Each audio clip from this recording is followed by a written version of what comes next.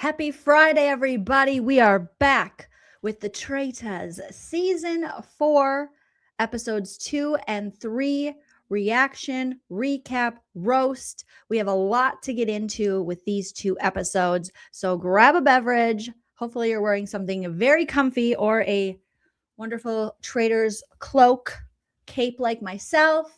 Smash that like, hit that subscribe, and let's get this party started. If you like what you see, come and get it with me. I know you deserve all you want, 'cause your heart's made of gold. But don't wait till you're old.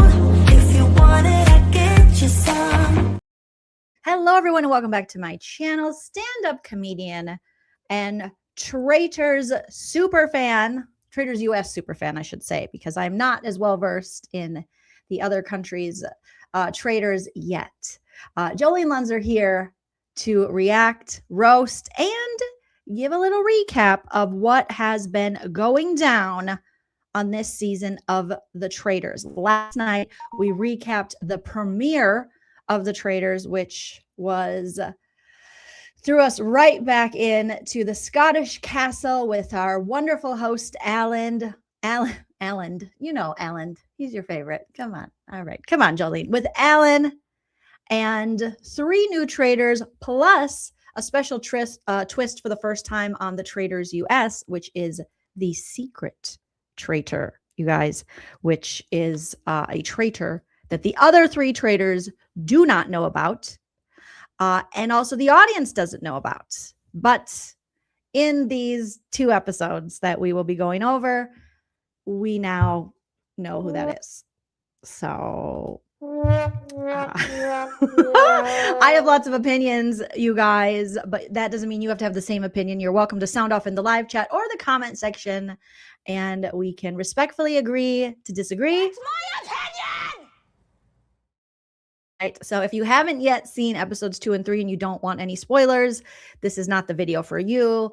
You can go back and watch my premiere, which was last night, but Traitors has officially dropped the first 3 episodes, and now I am going to be recapping and reacting to episodes 2 and 3. And I definitely want you guys to sound off in the live chat, or if you're on the replay crew, sound off in the comment section.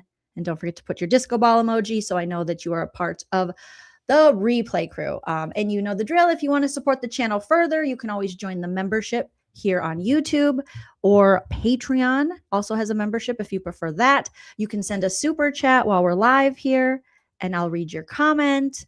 Or you can hit me up on the Venmo, PayPal, or Cash App. You do not have to do any of those things, but if you'd like to, the options are there. All right, with a top titty 2x4. So many heroes tonight for the home team. One of them is this guy right here, Big Jake Middleton.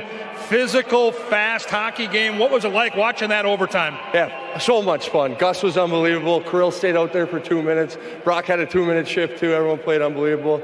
Kirill, top titty 2x4 to end the game. That was nice. Why is this team able to win hockey games so many different ways? Stick together, dude. That's what you saw tonight. They want to go after our big dogs. We'll go after theirs. And we'll play longer than they do. And this crowd, it did not feel like a weeknight. This felt like a weekend party. How much do you guys feed off the big crowd here in St. Paul every night? Yeah, it's unbelievable. Every night is Saturday when you're having fun in a place like this, right? It sure is. It's also big fun when you win. Jake, congratulations on a goal and a big W for the Minnesota Wild. Thanks, Gorgie. Take care. Thanks, Gorgie. Take care. Shout out to the Minnesota Wild, who we're back after 2 losses to the Los Angeles Kings. I know this isn't a hockey podcast, but our show, but I'm excited. 1 in overtime, because we just love going into overtime, it seems, these days. And so we're back, baby, on the win train, I guess we'll say. We'll call it the winner train. All right, so let's get into the Traitors. Just sending a couple of photos over to myself here, and I got them. Okay, so when I last left you at the end of the premiere recap for this season of The Traitors, we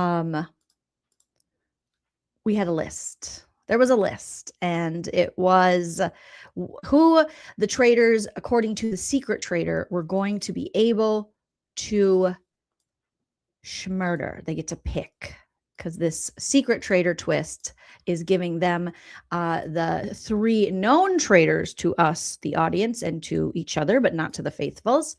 Their job was to just take the list from the secret traitor, what they were calling the short list of people that they could schmurder. And we were looking at that list last night, and we were wondering, I wonder who will be killed off in the list. And it was an interesting list. And at that time, we did not know who the secret traitor was. And our very own, for us Big Brother fans, Ian Terry was on it. 2-time Big Brother player, 1-time Big Brother winner, very smart, adorable Ian.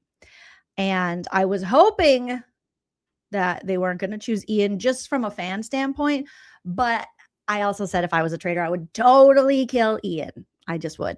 I understand the concept, which there is an important strategy of using these big gamer people from Survivor or Big Brother as shields in your game.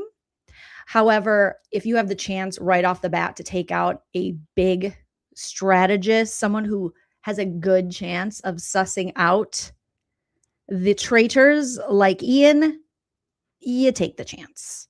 So unfortunately for Ian, he was on a list with Snake Rob.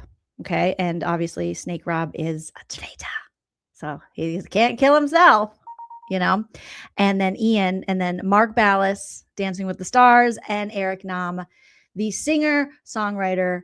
And they went with Ian, you guys. And I have seen uproar. Like the first 3 people, the first banished and the first 2 schmurders, people are so upset. And I will tell you, I am not upset. And I might have a different opinion than a lot of the people out there right now. But hear me out. I hear a lot of people are upset because they have now targeted, the traitors have targeted 2 huge gamers, 2 huge strategists, being Ian from Big Brother, and then Rob Sesternino from Survivor, and also the creator of Rob Has a Podcast, where they, dissect and break down all of these social strategy games and shows. And I am, as much as I like to watch those kind of players play, I'm okay with them also going early. Okay, if that's the way the game goes. I've seen a lot of criticism online for the fact that the traitors have been 2 housewives and then Snake Rob from Love Island, which at first, yes, I too was like, Snake Rob? You mean the guy that cries in the pool? You mean the guy that lies and cheats on the women in the villa and tries to gaslight them into believing he's the victim when really he's just a player who's playing just to play? And he just doesn't want to just be honest with them. You mean that guy? What? And then the more I thought about it, I'm like, of course he'd be a perfect traitor, because he has that I don't give a F instinct. His feelings are not going to be hurt to kill anyone. Think about it. In the dating world, he's killing these hoes on the regular and he doesn't care. All right. So as long as there is not a pool for him to jump into and cry with a bridge where he can go under it like a little baby troll, he's good. And so far, I don't even like Rob in Love Island, but I kind of like Traitors Rob. Okay. And I know it's not right. I know it's inappropriate, but I do. I also am enjoying Lisa Rinna and Candace as traitors as well, 2 housewives. And I know that there is, a big part of this fan base that isn't a Bravo, because there's so many crossovers from different shows. And there are, Bravo and Survivor Big Brother fans, i.e. me, a lot of you in the chat, but there's also a lot of Bravo fans who are like, I don't watch Big Brother or Survivor. And there's a lot of Big Brother and Survivor fans who are like, I don't watch Bravo. So I think that the appreciation that we can have toward having something a little different with 2 housewives and Rob, and then secret traitor Donna Kelsey. I think that a lot of the Survivor Big Brother fans obviously They're like, fuck this. But I'm not because I like Bravo. And here's one of my arguments, you guys. We have had so many strategists and gamers running the turret as traitors these past seasons. And how well did they do? Okay, I'll wait. Sure, it was entertaining to watch them turn on each other, fall apart, all the things. But maybe the gamers need to take a seat, okay? And they can't be in control because we gave them control for a long time. And it turned out a housewife, i.e. Phaedra Parks, ended up being a very good traitor, you know? So I see all this backlash. I see people already being like, I'm not watching this season, which they have every right to do. But I'm like, can we enjoy something for a little bit? Can we just wait and see? We're only 3 episodes in, okay? I get it. You might not love the Donna Kelsey secret traitor thing. You might not love that we got 2 housewives and a weird dude from Love Island. But right now, I'm going to, 3 episodes in, they're doing good, okay? 3 episodes in, I am going to give them their props. You guys, I think these traitors, even you guys are going to, you're going to hate me, but you know, I can't not tell you how I feel. Otherwise, why would I have a channel? I don't even think Donna Kelsey did a bad job. Okay. I don't care. I'm going out on a limb. I don't care. She did what she did with what she had. And listen, sure, she made a list that were, you're like, huh? But she always would include one gamer. Now, a lot of arguments I see being made out there are she didn't even know who any of these people were, even though she said she did. She didn't. She was just putting random people. I don't know if I believe that. I'm going to have to hear from Donna Kelsey. Now, if she said that somewhere, then sure. But the fact that she would put, you know, kind of non-threats as of right now within the game, non-threats to traitors, and then add to the list an Ian or a Rob Sesternino, it almost, and we were sussing that out yesterday. I know some of you in the chat were saying like, you know, look at how she has put in all caps, you know, Ian or Eric, and look at, you know, even putting Ian on a list with people that aren't that strategic kind of will lead the other traders in a direction to go after these gamers, these strategists. And I don't think it's the worst thing at all. You know, I feel sorry for Ian because I'd like to see him play more because he got screwed over in BB22 as well when he came back for All-Stars. And obviously Rob Sesternino, all the love to Rob has a podcast in them. But that's the way it turned out, you know, and that's just how it is. I'm not that mad about it. Like, oh, sorry. Huh? Like, I don't know quite what to tell you, you guys. Or what I'm doing. I feel like there's a reason. Season after season, the gamers have had so many opportunities in that turret, and they have shit the bed. We had the best of the best for strategy. Dan Giesling, Danielle Reyes. You know, we really had the only true strategist, for, like, gamer was Suri, who killed it, but she was also playing against a bunch of dummy dum-dums. I mean, let's not it was like when they put some regular people who had never been on television before with people who have been on television. And it seemed a little unfair, but either way, I think Suri could still kill it, even no matter if it was, you know, other gamers with her, because that's what she's known for. But other than that, people really haven't, you know, the gamers haven't been holding it down, haven't been able to do it, you know? So now we're seeing different. I think this game has opened up now to so much possibility, you know? And like Jamie is saying there, shout out to Jamie B, shout out to Dizzle. And now it's so weird seeing you guys' YouTube names pop up like that. But you have really good faithfuls. You have some shitty ones, Michael Rappaport, we'll talk about that, but you have some really good faithfuls, like Monet and Natalie. Iconic duo already. Natalie is just, she's everything. Natalie is like, her and Monet right now are 2 on my possible winner list, you know? And Natalie was the first person to figure out a strategy within that first competition with the coffins and the boats when she made an alliance with the other boat, not to put each other soon. Jam was like, I don't care about that, when the other boat came out, but it worked for a minute, and then, and it was the first strategy we saw, because before then, Rob and them were complaining, we don't have any strategy, but they didn't come up with a strategy. It was Natalie that came up with the strategy. And then her teaming up with Monet and them seeing them work together in these episodes has been delightful. So I'm not mad. I don't hate the season. I like the season. I think the Traitors are doing well. I think Donna Kelsey did a fantastic job getting rid of big players. Now, I understand that it sucks from, obviously if you're a fan of them and from a viewing standpoint, but it made sense for her and her Traitor game, because I don't understand how, what did we want her to do? what did people want her to do? Yes, Natalie Sacred is from Survivor, and she is a badass. She's in Exile. What was it? Exile Island. Baddie.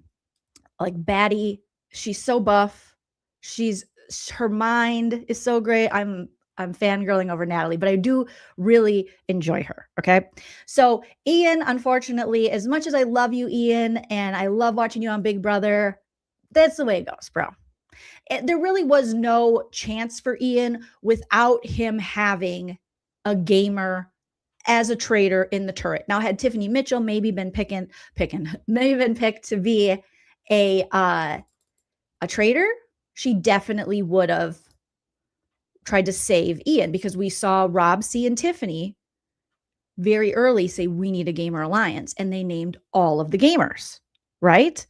So I think but other than this, having that's one of the downfalls for people coming into this game who have won a social strategy game previously, is that once people find that out, you're going to be a target. You're either going to be looked at as sus that you're a traitor, and the traitors are going to look at you as sus as you're going to be that faithful that susses them out. So I'm here for it. Yeah, Tiff would have saved him. And so then so at breakfast is when they find out that Ian has been murdered. He's the first to go. And he went and got his, walking papers. He got his little card, and Ian was like, ah. But really, Ian shouldn't feel bad, because there was nothing he could have done at this point. It was like his reputation, followed him into the house of being really smart, winning Big Brother, being on it twice. Colton, I believe, was the one putting salt in his game early. Colton is a sassy Sasquatch. He is very much doing a lot and sussing stuff out. And I don't know how I feel about him yet. But Tiffany, that next morning at breakfast, she gave a little, let's cheers to Ian, because I'm sure she felt bad, because the Big Brother players and the Survivor players, they definitely go into this like we're working together. They're definitely the Big Brother players. They hang out. There's a lot of respect for, I should say, for the more, prominent Big Brothers like the Tiffany's and Ians and things. They, that community is pretty close. So Tiffany's bummed, but that only put a target, according to Mr. Colton over here, on Tiffany's back. So now he's looking at Tiffany weird. And Tiffany continues to make moves that other people are like, huh? And one of those moves is kind of aligning with Michael Rappaport, because Tiffany thinks that Michael Rappaport is a traitor. I wish she would have talked more with her friend Rob C when Rob C was like, there's no way this guy is that smart. Okay. There is no way. But here we are. Okay. So Tiffany is doing, if it makes sense that, for her, if she believes that Michael Rappaport is a traitor, that she wants to align with him, because it's like, what did Sandra call it? Sandra Diaz, Queen Stays Queen. It's like your survivor buddy. So like you're not survivor, you're traitor buddy. You pick, if you suss out a traitor as a faithful, you don't necessarily need to get rid of them right away, because you got to think about your own safety from getting schmurdered. So if you know for sure, if you're like, I am pretty damn sure that this person is a traitor, and you are on good terms with them and kind of aligned with them, you can ride that. And then all you have it in your back pocket to turn on them at any time. But you can guarantee yourself getting farther in the game. Traitor Angel. Thank you, Kelly Kate. I don't know why I couldn't think of that. But so Tiffany thinks she has a Traitor Angel. So in Tiffany's mind, she's like, this is great. I don't know how anyone could think that this dummy dum-dum is a freaking traitor. That's my opinion. Okay. Michael Rappaport might be. I'm seeing other people, other fans of the Traitors realize how sucky he is.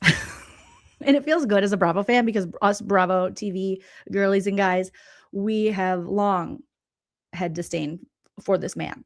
And for some reason, Andy Cohen always wants to platform him and listen to his shitty, horrible takes, listen to him as he attempts to go after housewives and kind of take them down while simping for like Tom Sandoval during Scandival. The most iconic is when he went after Kenya Moore. And I got to turn this into a little video, but I do have audio of it. And Kenya just dismantled this man. And I like how he touts himself as this, I grew up in the Brooklyn or wherever the hell he's from. Okay. He's like, I grew up in New York and it's just, you got to learn how to play basketball, eat pasta, or get good at talking shit. And I get good at talking shit. It's like, you're not good at talking shit. You stumble over your words. It sounds like you're going to spit on someone all the time. You just talk too much. You're annoying. You're not clever. There's nothing good going on here, So I'm like, are you sure you can't play basketball? No, I'm probably not. Can you eat pasta? There's got to be something else. Like, can you read him for Phil? So let's just listen to audio of this so you guys can. Anything you want to get off your chest about him to start? I mean, peasants can't summon queens, so. Kenya, you have to know. Look at me. You can make eye contact with me. Those contacts are real. No, right here. I came backstage and I introduced myself to you. Yes. I told you that I judge you from the show. But you do know that you are on the show, like a villain, right? You have to know this, correct? You've gotten better. Well, but you are a villain. Michael, I don't need you to tell me what I am or am not. On the show. I appreciate you being a fan, though. Thank you for watching. Keep the cable on. A new job would help with that. Oh, Kenya, please, Kenya. You wish you were me, Kenya. A middle-aged fat white guy. Yeah. I don't have any He's like, you wish you were me, Kenya. You wish you. And she was like, what? Stop it, Mr. Hives. Like, stop it. Knock it off. Okay. So this is a guy who now has come on the show. He has tried to appropriate the housewife culture. Like, I love the housewives. I'm like a housewife. It's like, no, you're not. You're just like an annoying dude. You're so annoying. And you have the worst takes and nobody needs to hear it. But anyways, so then he now comes on this show still being like, I love the housewives. I'm like basically a housewife. And we're like, no, while he's actively targeting housewives. Like, make it make sense, dude, because it does not make sense to me at all. Like, I'm just like, okay, so you love the housewives. But you are going to go after them. And we knew he would because that's how he is. Even when he watches these shows. It's like, get off the ladies. All right. So Michael Rappaport is just, he is the everyone in the house hates him. Basically, it was just Ron Funches and Donna Kelsey who were kind of working with him until Tiffany stepped in. And then even Ron and Donna turned on him. And the only reason Tiffany's working with him is because she thinks he's going to be her traitor angel. And obviously he's not, because he's not a traitor. So he's just a really bad faithful. He's just one of those guys. And I think it was it Natalie or Eric? Everyone was basically expressing to Michael, like, we're never going to get anything done because you keep getting us off track. Because he's me. The guy is always talking about himself and himself in this game. The fact that they had a mission where shields are available, he didn't find the shield. Jam found the shield. And so Jam's like, oh, I'm going to use the shield to be safe right now and that they can carry me on the little, chariots. And then my grandpa goes, wait a minute, I thought we were going to talk about who we're going to do the shields. And Jam Jam's like, no, we're not. And he puts his coin in like, no, we're not. Because I found it. And then he would not drop that. And he still is going at Jam Jam about the shield. He's like, I'm more of a target than you. Sir, you will never be more of a target in this social strategy game than a winner of Survivor. Okay? What? But I have a feeling we're going to have to put up with Michael Rappaport for a long period of time, because they are just going to think, well, they're either going to think, Tiffany's going to try to protect him with the traitor angel, or they're going to be like, yeah, he's a loudmouth or whatever, but he's an idiot. He'd be a waste of our vote right now. Hopefully they'll get to a point where they're like, we're so annoyed with this dude that let's just get rid of him because he's a bad faithful. All right. Yes, he had, Kelly Kate, a shield token tantrum. Exactly. Thank you, Bloom Flower Bar. Appreciate that so much for coming in with the first super chat of the night. Enter super chat here. I love it. Steven, wonderful Steven. Thank you for being a member for 27 months. That's hot take. Michael's cracking me up unhinged. He's not cracking me up yet, Steven. I love that I wish he was cracking me up. I think they were hoping he's going to be like the Tom Sandoval character, but this guy is so entitled and up his own ass that I'm just like, shut up. And he just doesn't shut up. At least Tom Sandoval occasionally would shut up, would walk around and be lost and go, and he's making me like, make excuse or kind of say I like Tom Sandoval more than him in that. And that's insane. So that's how bad Michael Rappaport is. But I hope I can get to that point if we're going to have him for a while where he's cracking me up too. Steven, Lala Bovenmeyer, so good to see you. Thank you for being a member for 50 months. Lala says, Michael R is like Tom S. I feel icky every time he opens his mouth. I'm sad about Ian, Rob C, and Donna. I'm here all day for Lisa F and Renna, right?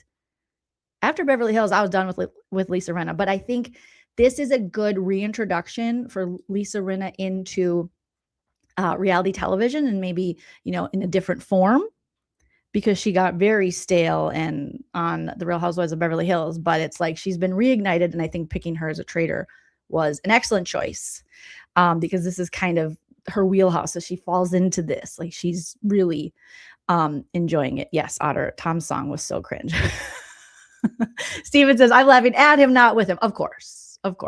But I find him so unlikable and so insufferable that I can't even laugh at him. I'm just like, die, but like in the Traitors, like murder him, hurry up and murder him. And his murder just isn't happening soon enough.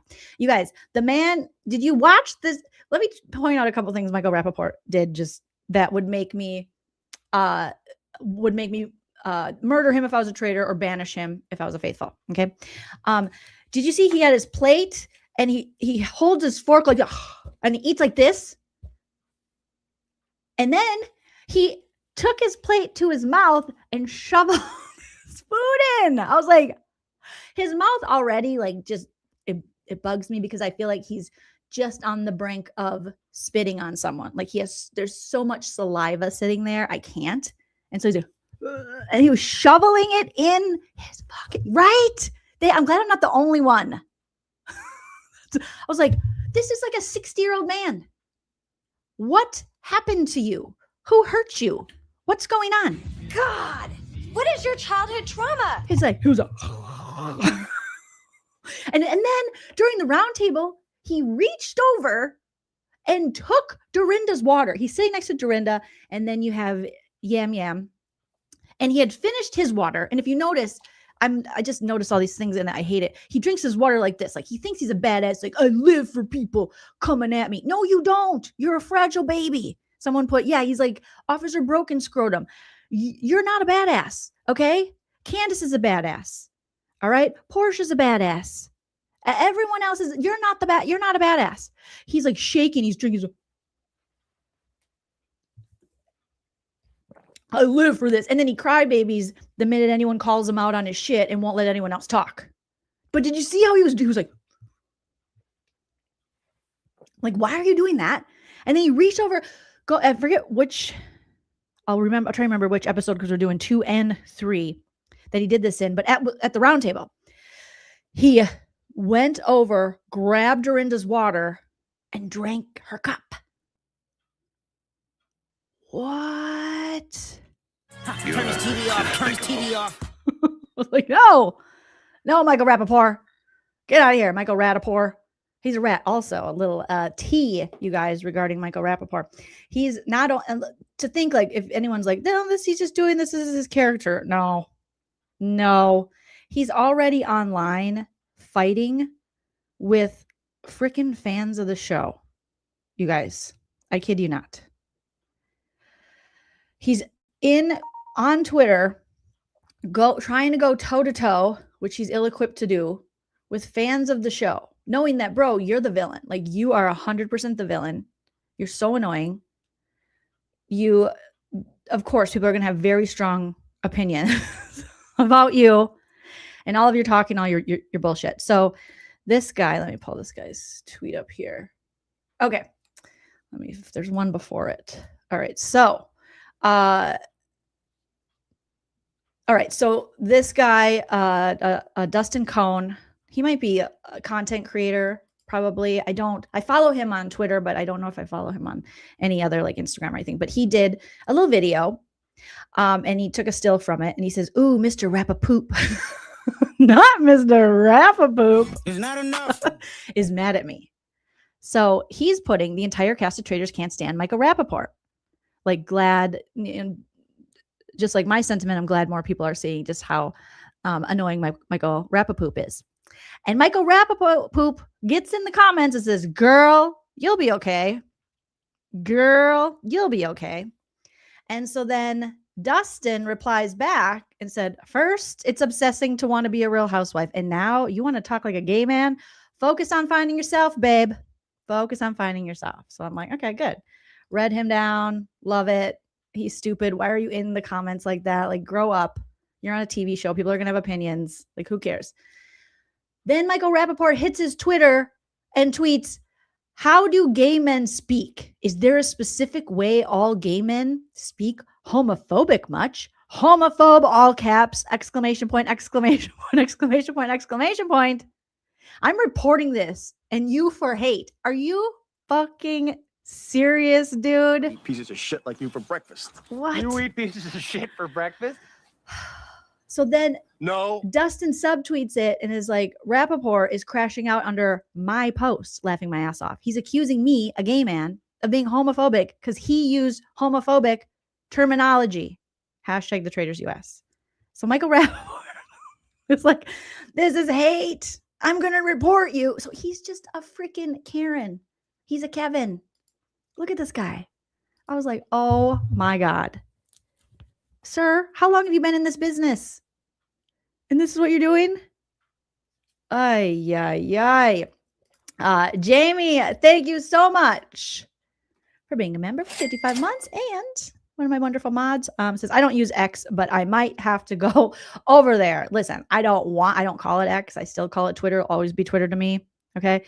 And it just, when covering these shows and stuff, you get a lot of information over there.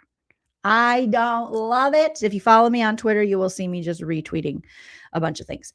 And occasionally, swearing like fuck ICE and stuff like that. But other than that, I don't really do much on Twitter.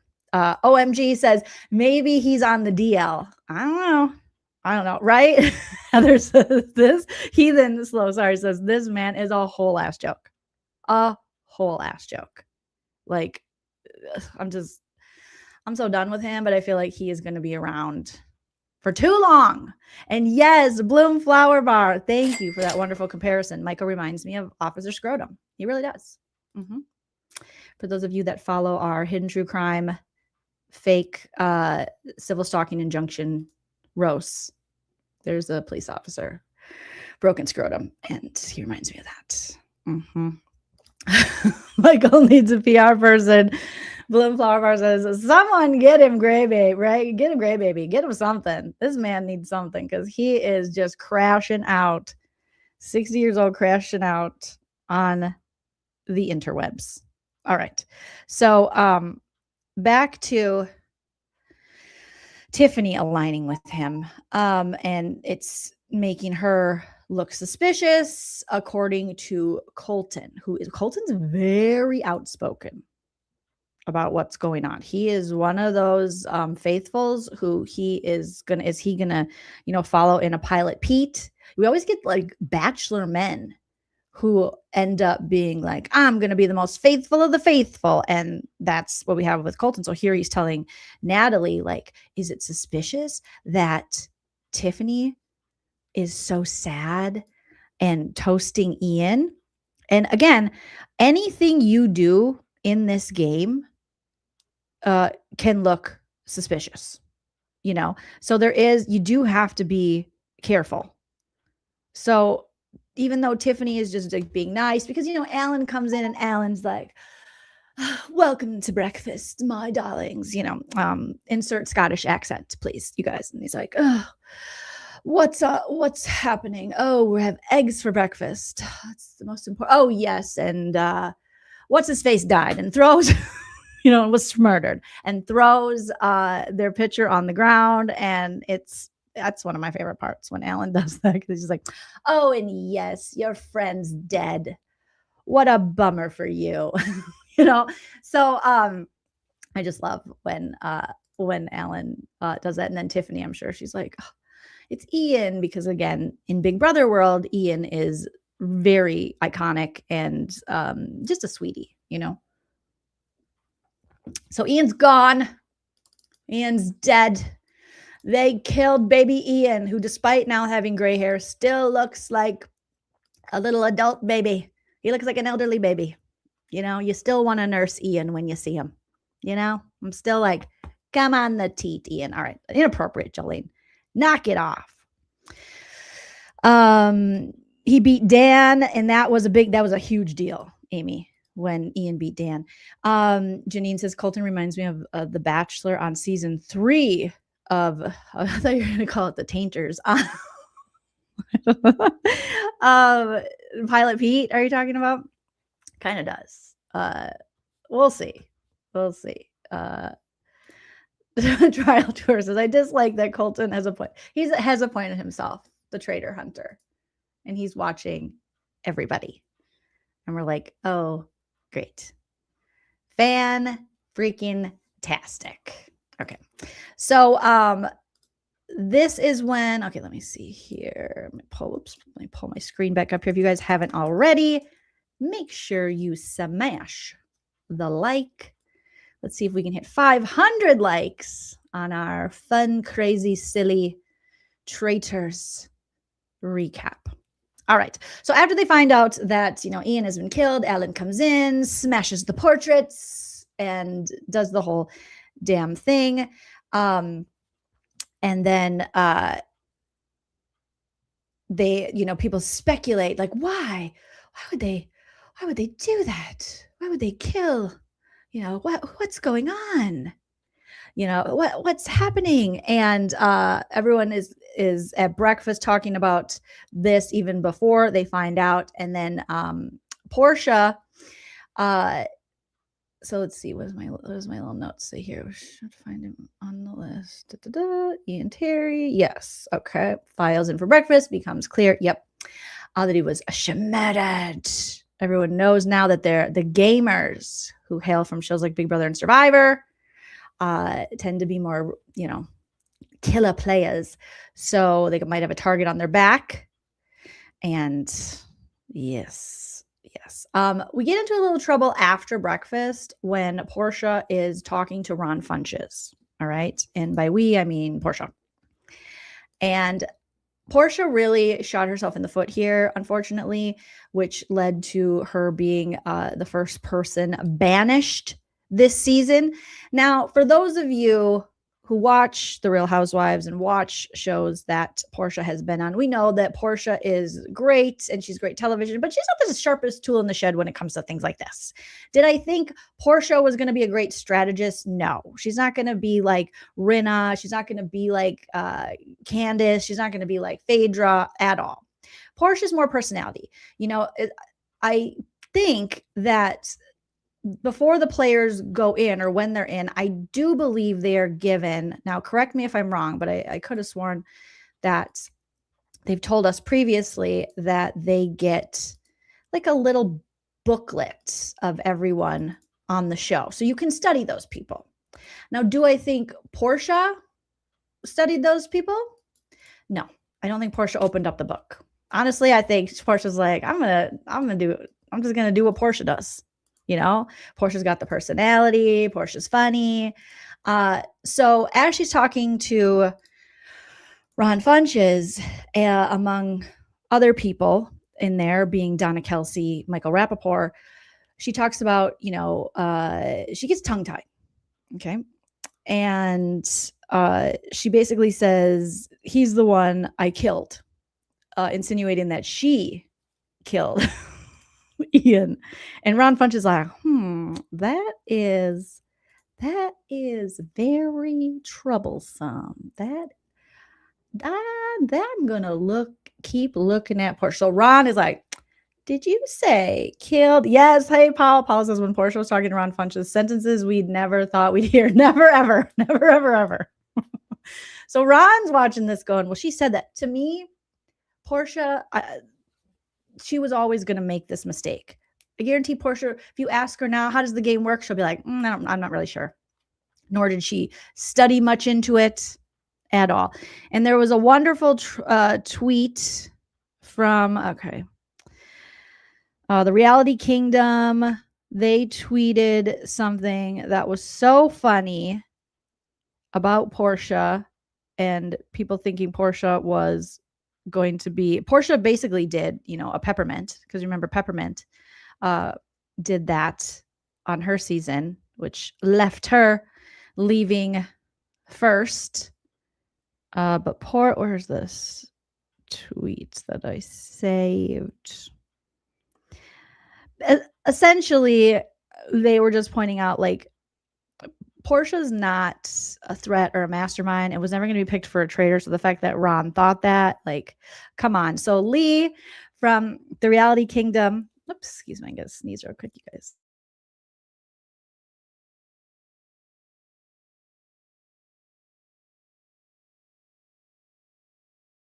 Goodness. When it hits you, it hits you. I'm glad I got to be able to pause, turn my camera off, and mute. That's got to be a skill set. That's got to be something. Okay. So Lee tweeted this. Shout out to Lee. You guys, let me share this with you. And I thought, yes, this sums it up perfectly. That Lee said, Ron thinking Portia is some mastermind. This girl literally thought the Underground Railroad was a real train. Please just ignore my sister. The Traitors US. And it's true. There is an iconic scene from the early seasons of Real Housewives of Atlanta where and Portia's grandfather is like an iconic person in the civil rights movement and just legendary. And she was like, well, where did the train go? Did the train go underneath here? How did they not hear the train? Because trains are loud. Where did the train go? And then she also said there were 265 days in a year. So as much as we love Portia, us Bravo fans know Portia. So we're like, you don't got to worry about Portia. Like, Portia's not going to figure this shit out, And yeah, Candace understands Portia too. Candace is like, listen, Portia, she definitely misspoke. She doesn't understand. Because she's just like, yeah, she said, so who is driving the train? Is there someone driving? Who drives the train? Other women are like, your grandfather is like a legend. And what? You think there's okay, remember Cynthia Bailey was like, what? You think it was a real So come on. Powell, hey Powell, my friend, says, have you done shows with Ron as a stand-up? Tell everyone how kind and sweet he is. I know that he's been at shows and possibly on shows that I've been on in LA, but I don't really remember, but I do know him as like a sweetie. I don't know him. I'm sure, Powell, you've worked with him before as a stand-up. But we've never had like a, and an interaction that I remember. I just remember him always he's just like a kind. So now I remember, I think it was one of Andy Erickson's shows when she was doing maybe Punchline Punch Out. I think Ron was on it, and like his girlfriend at the time, possibly, or friend. Anyways, and he was so sweet, and he's so just mild tempered, and he's funny, and Ron Funches is all the good things. You know, he's got as much as he's in it right now. I think Ron, he might be able to get out of it. What's up, Dave? Oh, hold on. Got to check on the doogies. Be right back, guys.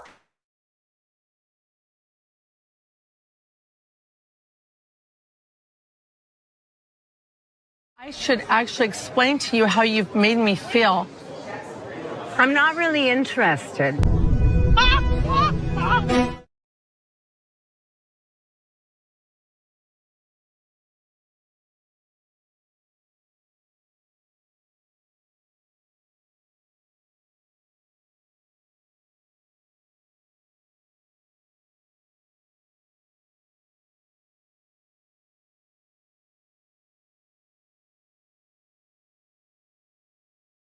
I wasn't listening to you. I was listening to myself. Just now, I wasn't listening.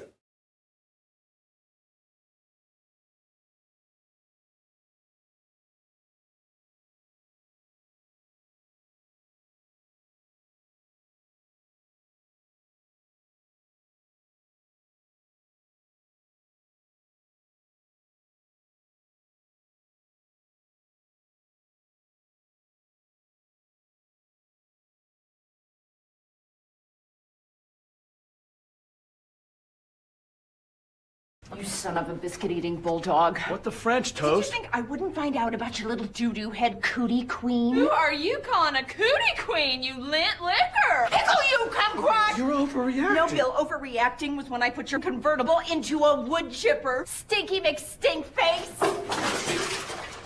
You Hoboken. Fabulous. New Orbit Raspberry Mint cleans another dirty mouth. For a good clean feeling, no matter what.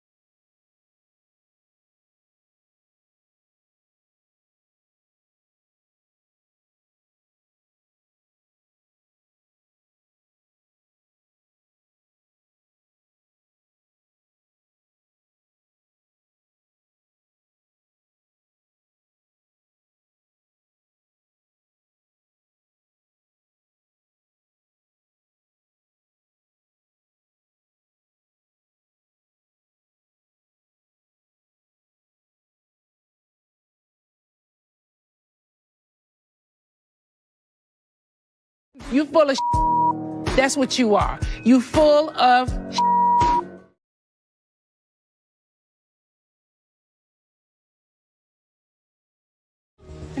Really? Thanks, Sarah. I know. Is this the world we live in?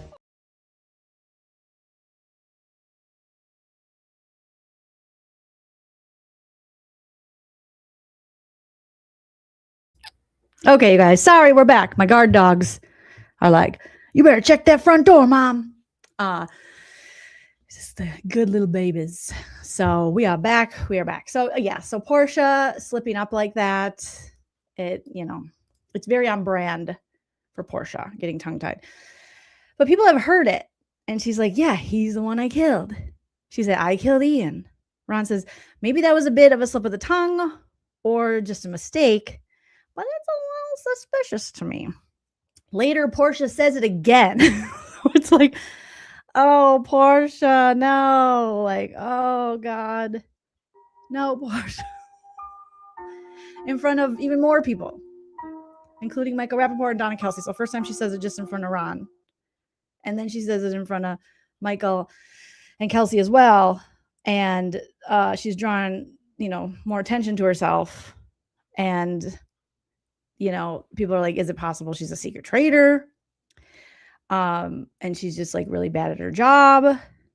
So, oh My goodness. Portia. So now that is in their head. Then we have to go to challenge time. Basically, this challenge is set super far from the castle. The castle is very far in the distance. Alan comes out and he comes out with Lala, his dog. Do I have a screenshot of Alan's outfit? He looked so good. And Lala too, always matches him, and she's such a good little pupperoo, and she just sits there in the basket next to him. I'll have to find a little screenshot. But this is the only one I have right now from the competition. Oh, wait, here he is. Here he is. So look at this outfit. It's giving hefty cinch sack couture realness. Love it. With some bulge action, Alan. With the hair. I mean, everything's happening. It's all happening. I still think this is Alan's most iconic outfit this season because it's a coffin suit. He looks like a coffin. All right. But obviously this one was a good look as well. And his little pupperoonie to match him. All right. So Alan comes out to tell them about their mission, and they have to pull 3 thrones, like 3 chariot type contraptions, and they have to pull it all the way back to the castle, which again is far away. And they're like, damn, Alan, what are you doing? They have to collect shield tokens along the way, if they find them, which if you find a shield token, then you can take a ride on the throne that your fellow players, Traitors contestants, will be dragging along. So at first they pick, the lightest people to be on the throne to carry them. And then later, as people start finding tokens, they're like, I want to sit on this thing. So this one's a good shot. Ultimately, this starts the whole drama for your mama with let me put these two. Here we go. This one with Michael Rappaport, when Yam Yam finds one and he takes a seat to be carried. My girl puts, don't way, I don't want to do it. What about me? I got and Yam Yam's like, get out of my face. All right. I found this safety token. Okay. Get out of here. So, when Yam Yam goes to sit on the throne, that is when Michael freaks out. And I think, was it Rob who actually gives him the token? Either way, it ends up being Caroline Stanbury Colton, and Yam Yam getting carried the rest of the way, with Maura in there for some, Dorinda in there for a little bit, Candace on there for a little bit, Tiffany, I think, on there for a bit. But it was a long course that they had to pull their people all the way back to the castle, while Michael Rappaport is having a hissy. Stephen Coletti from Laguna Beach, who is Stephen is aging. I mean, he's not old. He's like 39, but he's aging. Just very lovely, Stephen. Some of those dudes, you look back on Laguna Beach, you're like, oh, goodness. Boy, oh, boy. What did you do, buddy? But Stephen must be living clean or something. I don't know. And so Stephen's like, oh, every time he found, a lot of the guys would give their tokens. I think Eric did this as well. Eric did that in the next challenge, but Stephen gave his token because he's like, it's how I was raised. And so he gives his away. Well, Michael Rappaport cries like a big baby and huffs and puffs and whines. It was like, oh, no. There's no chivalry for him at all. Stephen Coletti has all of it, as he gave his shield to Dorinda, because he's like, I don't want my teammates to have to carry like a big dude. Meanwhile, the other dudes are like, we don't care, because if you remain on the shield, then I think you're also safe. So it was mostly this competition was the Traitors completing the competition. They had to complete it within 45 minutes, and Tiffany was keeping track, and they did not have a timer. So she was pretty damn close with her keeping track of the time. And once they get back to the castle, they complete the mission, they put money in their bank, and all is right in the world. Okay. Now, Portia, after the mission is over, she does another blunder, and she says that the traitors are there, or the faithfuls are looking for 4 traitors, and everyone's like, "How the fuck does she know there's 4 traitors?" Again, she thinks the Underground Railroad was a train, so we gotta give her some grace here. All right, and she's like, "Well, I think there's 4." And even though there's usually 3, so people are just like, what? How do you know that? So that's when Ron decides, like, listen, I'm convinced it's Portia. And I think we might be the first season to banish a traitor right away. Okay. So I think Portia keeps slipping up. We get to the round table, and Natalie is the first to speak. And Natalie is saying, based on her instinct alone, she thinks that Donna is a traitor. This has been something that's been following Donna, being this traitor, but she doesn't have any actual evidence. Meanwhile, Ron breaks into, here is my evidence. I have actual proof that Portia, okay, is the traitor. And here's the evidence. And he lays out all these instances where Portia slipped up, and people are like, oh shit. He lays out his case pretty well, to the point where Portia is now being looked at as, that does make sense. He cites every slip up she had, lays out his evidence. Portia does try to fight this accusation, being like, I misspoke. And now it's like, but you also then said you heard Candace say something, and Candace says she misspoke. And Ron Funches is like, I think you're lying. Candace does come to Portia's rescue by trying to explain how Portia is, knowing her. And I don't know if this was the best for Candace's game as a traitor to put kind of any attention like that on you, because that can look sus for sure. But Candace, tries to explain it, and it's yet another slip up happen while explaining. Oh, Lordy. So Michael Rappaport is still mad. He's big mad, okay, about Yam Yam taking the shield that was his. All right. And he tries to be like, Yam Yam, you suck. You're selfish. We didn't get to talk about that. I don't like how we didn't get to talk about who got to use the shield. And just totally puts everyone, into like, what are you talking about? So again, he's going to derail all of these round tables the longer he stays in this game. All right. He's a me, this guy. And everyone's just like, what? Michael's like, I'm done, Yam Yam. And I'm on the top, I'm on the chopping block the previous night. So he says, and I only, so then Michael, after he has been like, yeah, it might be Portia, putting salt in Portia's game for her verbal slip ups, like that's a big slip up. Then Michael said, he has his own slip up, you guys. And he says that he only escaped death because we killed Ian. That's what he said. And this was becoming uncomfortable for me. And I'm like, oh, shit. Everyone looks at him like, did you just say that? We? And then people were like, what do you mean we? He's like, what did I say? They're like, you said we. You said we.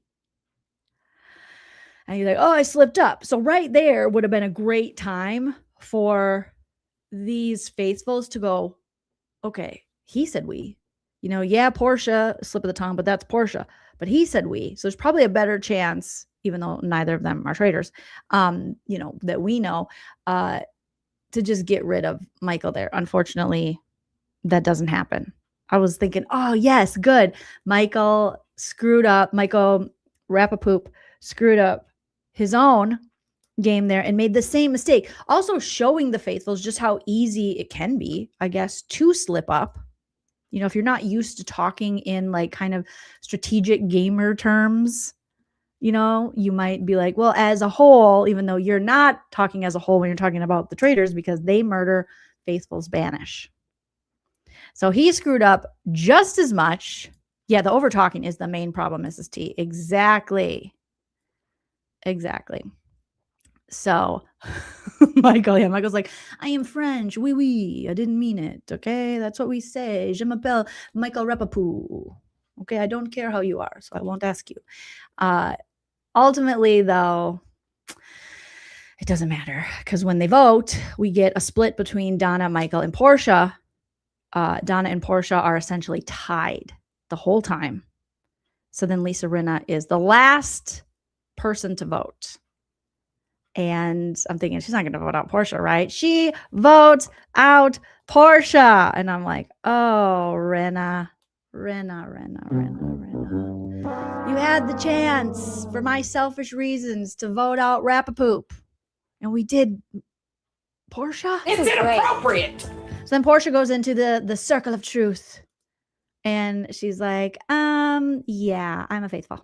And they're like, oh my God. And then Ron Funches immediately is like, oh my God. Because everyone's like, Ron. Immediately they blame Ron. They're like, we believed you. And Ron's like, I really thought that she was a traitor. I had all that proof. But I guess you can be wrong. I feel horrible. I feel like a horrible person. Poor little Ron in his tracksuits. I'm like, it's okay, Ron. It happens. All right. So now the first, they got an unsuccessful freaking their first round unsuccessful. And it's just like, ay. And everyone's looking at Ron sus now. Like I think he's trying to save Donna Kelsey. Maybe it should have been Donna.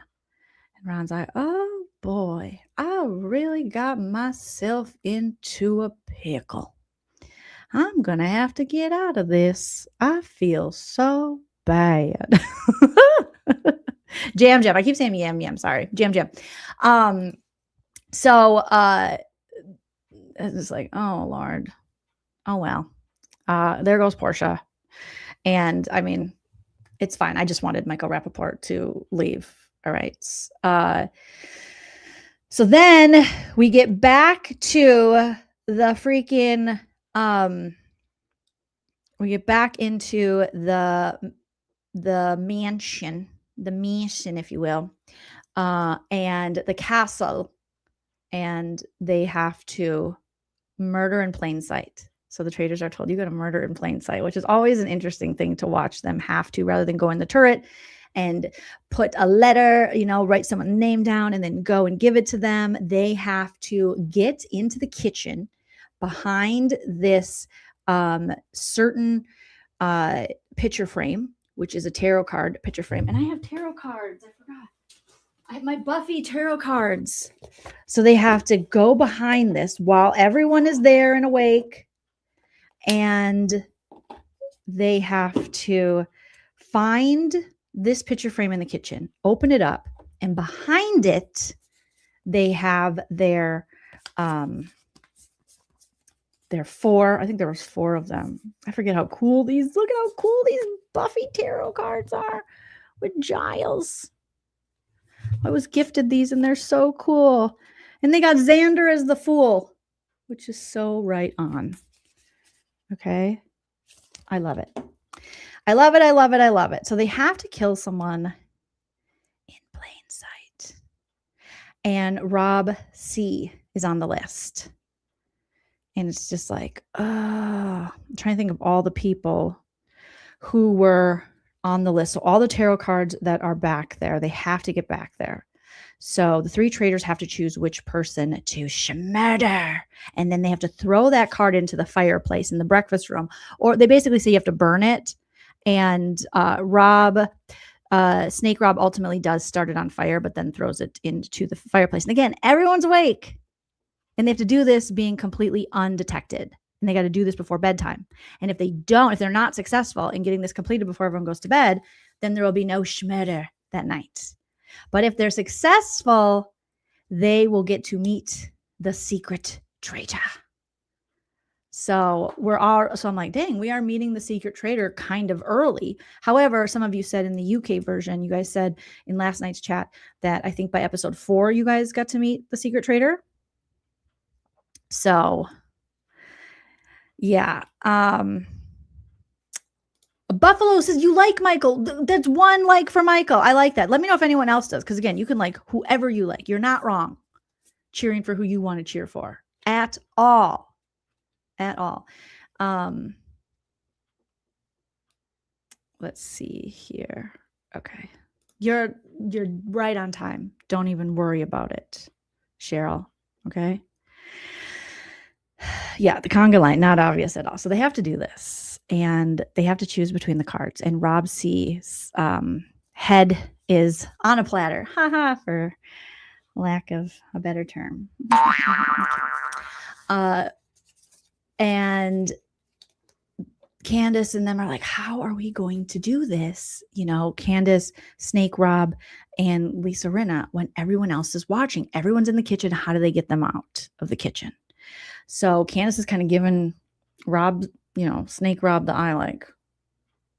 And then Candace goes to Lisa Rinna. She's like, you got to get them out of the kitchen. So ultimately, they move from the kitchen, the group, into the bar. But Rob stays in the kitchen and he gets himself into the behind the picture frame and he gets the cards. Okay. Where then he meets back up with Lisa Rinna to decide who in this list from the secret traitor will they pick to murder in plain sight. Meanwhile, Candace goes into the bar area and decides, you know what, guys? We got a conga. Conga? Like, who even congas anymore? Is that still a thing? It just seemed, it seemed like if we were going to get a group event going, the conga might be the last thing on my list. As Candace is like, you guys, you know what we need? We need a conga. So she wants to distract everyone so that Rob and Lisa Rinna can get this murder in plain sight. So then all of a sudden she's like, come on, guys. And then, there are figure skaters there. There is a Dancing with the Stars person and celebrities who have been on Dancing with the Stars. So yeah. Now, as they're passing the kitchen and people start joining in the conga, Rob's like, okay, I'll come out of the kitchen. But then he's like, oh, no, this is lame. I can't do this, which is on brand for him. It's something Snake Rob would say. So he goes back, and that's when he's able to grab the cards and choose Rob C, which we don't know at the time. Meanwhile, Rob's sister Nino is like, wait a minute. What do you mean? What's this conga stuff? Like, this is weird. So he immediately is like, oh, I think they're trying to do a murder in plain sight. And I'm like, oh shit. Of course Rob would suss that out. I don't know. I don't remember in any of the US seasons if anyone had ever called it as it was happening a murder in plain sight, but Rob's sister Nino did. Unfortunately, he started saying this to other people. And this is one of the things with Rob. I know it technically, you could say it doesn't matter because, Rinna and Snake Rob had already decided to kill him and they didn't hear him saying that he thought that that's what was happening. But still, I think this kind of shows like Rob, he had already said, okay, I'm going to work with the gamers. Him and Tiffany had decided this is information. Like, you really can't do anything with that information. You can go, okay, I pick up on this pattern. Something weird's happening for sure. I think we're doing a murder in plain sight. I need to stay away from them so that I don't get murdered in plain sight. So this would be a time for self-preservation and not so much to go around telling everyone, hey, I think there's a murder in plain sight. This is where maybe Rob forgot this isn't the podcast. Don't tell everyone everything. Maybe pull Tiffany to the side. Just the few people that you know, you trust, and you're working with. Even if Tiffany had been a traitor and that was like your traitor angel, they still might be able to save you from that, you know? And then he points out the Skittles. Yeah, so Candace is eating Skittles. So he says it to Candace, who's a traitor. And Candace is like, oh, these are just regular Skittles. They're not murderous Skittles. So I'm like, oh, either way, Rob sealed his fate. So, because if they didn't kill him with this, now that he is someone that the traitors know, being that he said this to Candace, can suss out a freaking, killing in plain sight, a schmurder in plain sight while it's happening, you got to get rid of him. Me as a traitor, I'd be like, we have to get rid of him ASAP, PIMP. Oh my God. So I know he's probably going to do, he's probably, going to talk about this on his channel. He's probably doing, I don't know if it depending on their traders, what their contract says and how much and who can interview him and blah, blah, blah.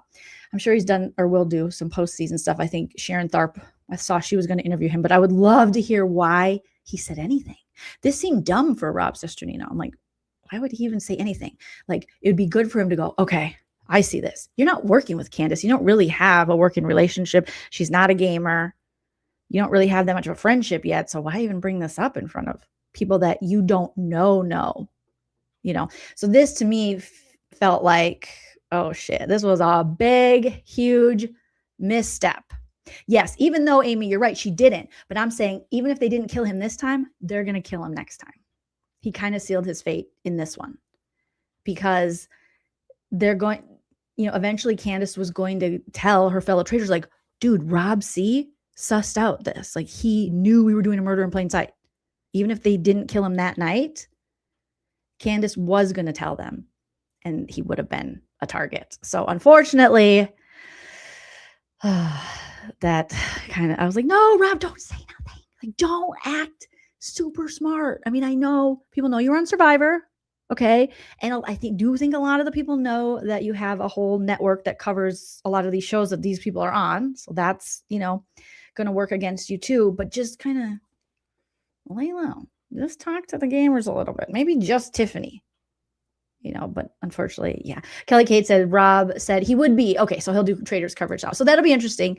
But either way, I mean, Rob leaving this early, sucks, because it would have been fun to see him as, I thought for sure he was probably the secret traitor. I'm like, that would be actually pretty cool, but it didn't work out that way. And this is just going to be great for their channel and their network. It'll send more people over there. He hasn't been on reality TV in 20 years. This will probably just open up more opportunities if he chooses to take them onto shows if he wants to. And it's just like, good marketing for his channel. So it's not really that bad for Rob, but there were some missteps that he took strategically that I think would have ultimately led to him going home. If not this week, probably next week, So, oh, Amy says, Puya said he's doing a medium dive. So not deep, but just a medium, not shallow dive with Rob instead of a deep dive. Love it. Love it. Love it. Love it. Love it. Yeah. And Preach Peace says, yeah, it doesn't matter now because people are sus of Tiffany. Yep. Tiffany too. I know a lot of people wanted them on more episodes, but unfortunately, it's, again, without a gamer, I think, being in the turret, a lot of these gamers didn't stand a chance. But I do think there were moves looking back, just in the few, little time that Rob was in the castle, that I think even he will admit, like, oh, I shouldn't have done that. That kind of put a target on me anyway. So ultimately, they're able to murder Rob C. So as I'm watching and waiting, as everyone else at breakfast the next morning. And when I thought for sure it was going to be like Eric or whoever else was on the list, they're going to pick, they're not going to probably do Rob, not going to do two big gamer threats in a row. And they did. And I was like, oh my God, that I gotta give them props. I gotta give these traitors props for going after some really big targets. I know it's not everyone's, favorite to lose some of the big gamers and strategists, but it's kind of badass for people who aren't normally on strategy shows to go after these bigger players, if you will. So Rob, unfortunately, Rob had to die. He's like Earl. Earl had to die. Rob had to die. And yes. So then let's see. Rob, they get it done. And let's pull up episode 3. The Traitors. But I saw a lot of people on Twitter, because obviously I'm following a lot of accounts that are, Big Brother Survivor accounts. They're like, fuck this, I'm done. And I'm like, come on, you guys, let's calm down a little bit. I know, I totally I freaked out when it was Rachel, but that was kind of a different circumstance. That was just a super dumb twist. But I mean, some could argue this was a dumb twist with the secret. I don't think it's a dumb twist, but here we are.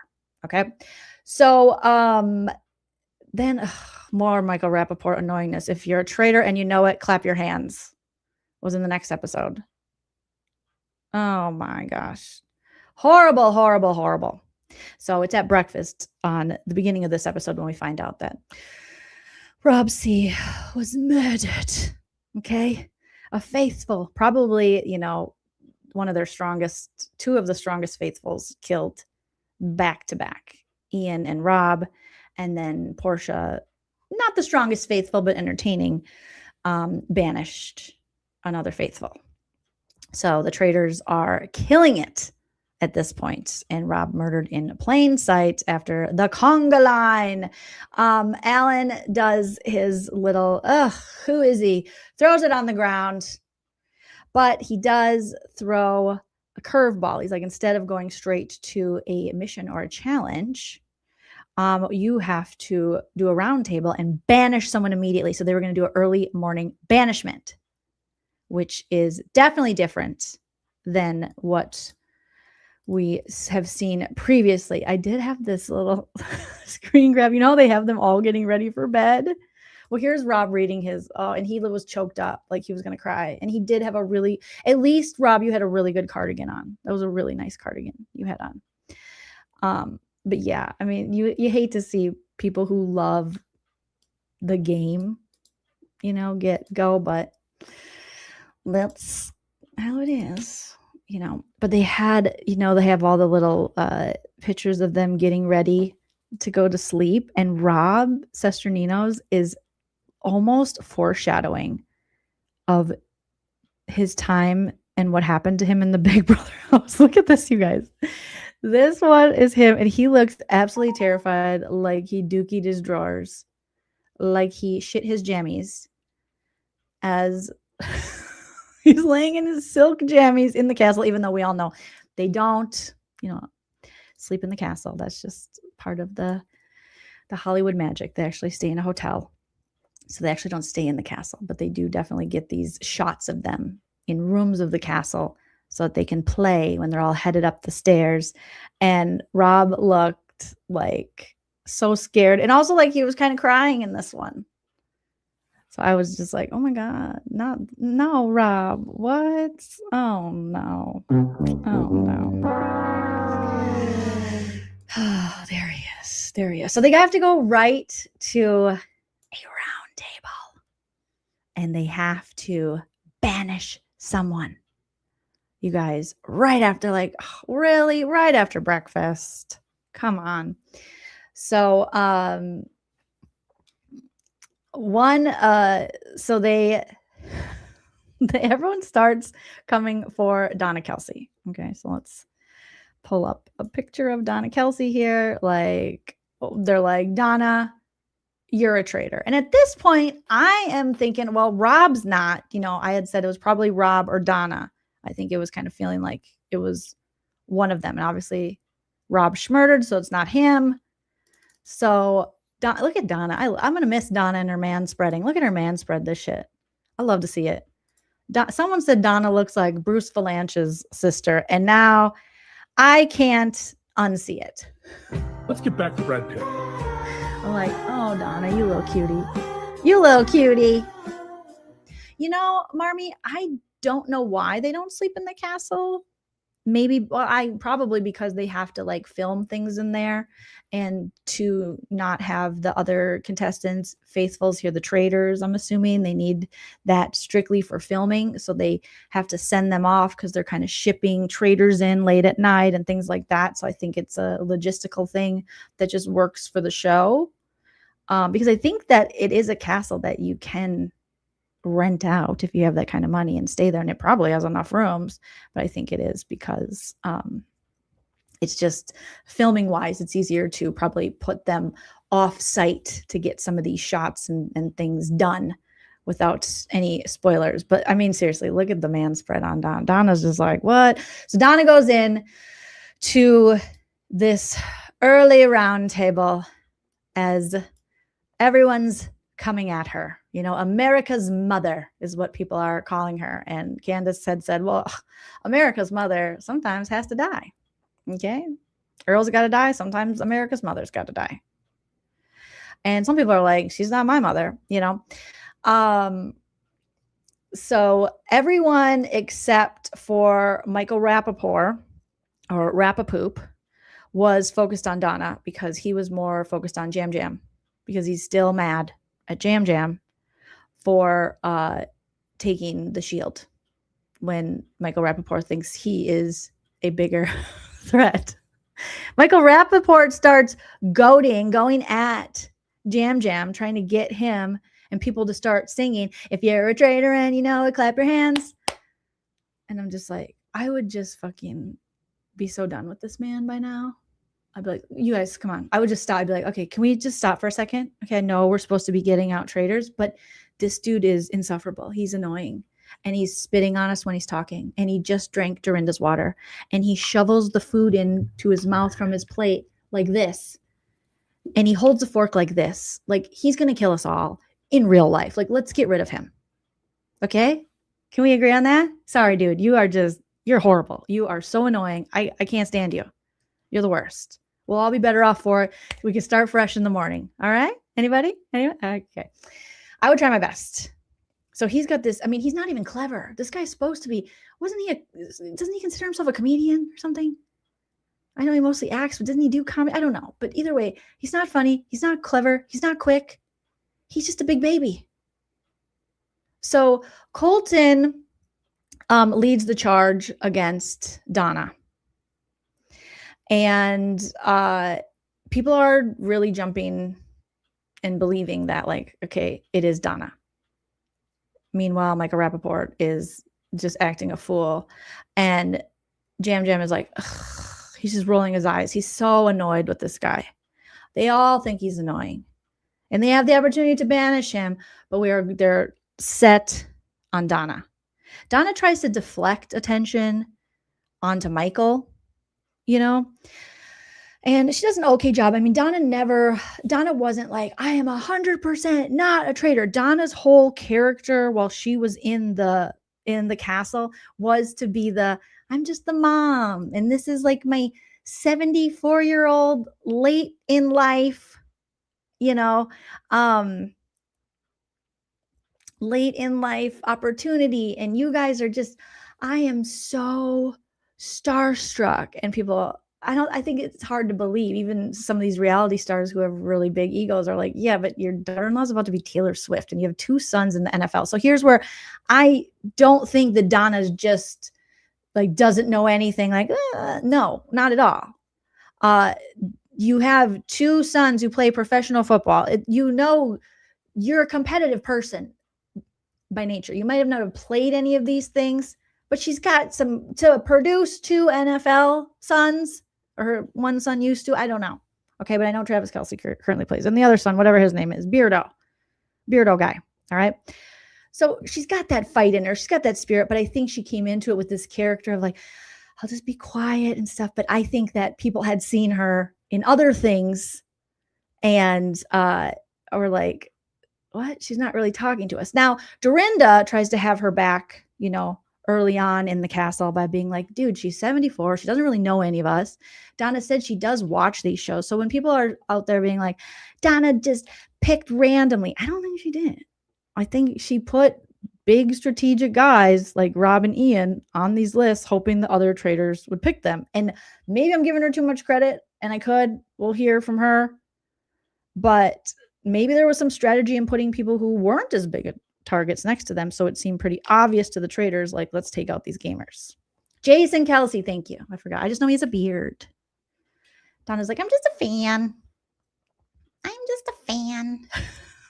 Yes, Michael is a distraction. Get rid of him. And she, I don't even know that about her. She was a college athlete herself. So she's got that fight in her. She's got that dog in her, as they say, So I think that everyone's just mad at Donna Kelsey because like, why is she even here? Well, first of all, we always have someone like Donna Cass. We always have some, we have some random,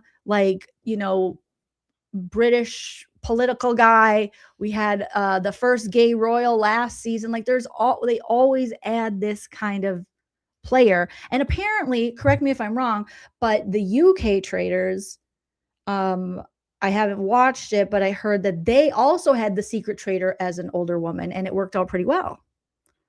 So, but yeah, Donna Misty, I think if she would have maybe talked more, because she didn't really fight too hard.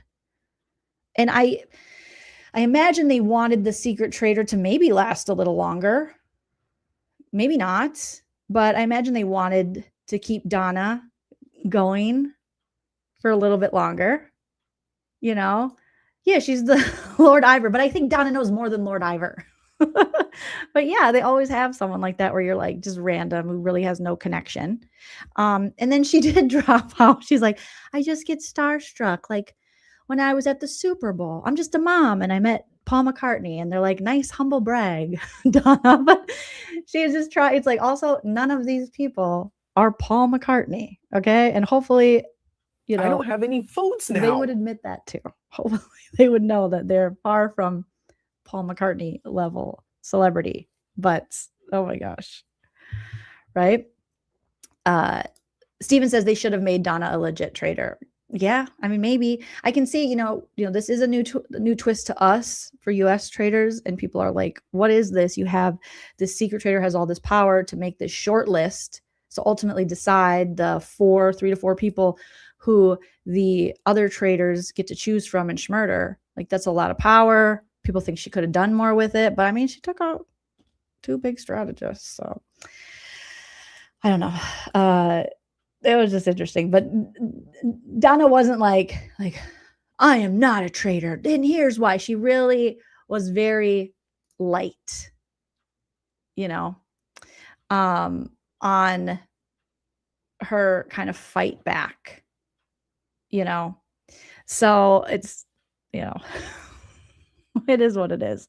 But they were making their case against Donna, despite Michael Rappaport being so freaking annoying. And I would have just kept being like, okay, so we know Donna Kelsey might be a traitor. All right, big deal. Let's get rid of Michael. And Michael definitely tried to take all the attention, still going at Jam, drinking other people's water, shaking, yelling, spitting, making everything about himself. But ultimately, it just wasn't enough. And everyone voted for Donna. So then Donna has to go to the Circle of Truth. And at that time, I'm like, well, is she the secret traitor? Or what? Is this woman? Is she? And then she sits in the Circle of Truth. And she's like, well, that was fun, guys. And then she's like, yeah, got yourself a traitor. And then all of a sudden she like perks up, jumps up. She's been so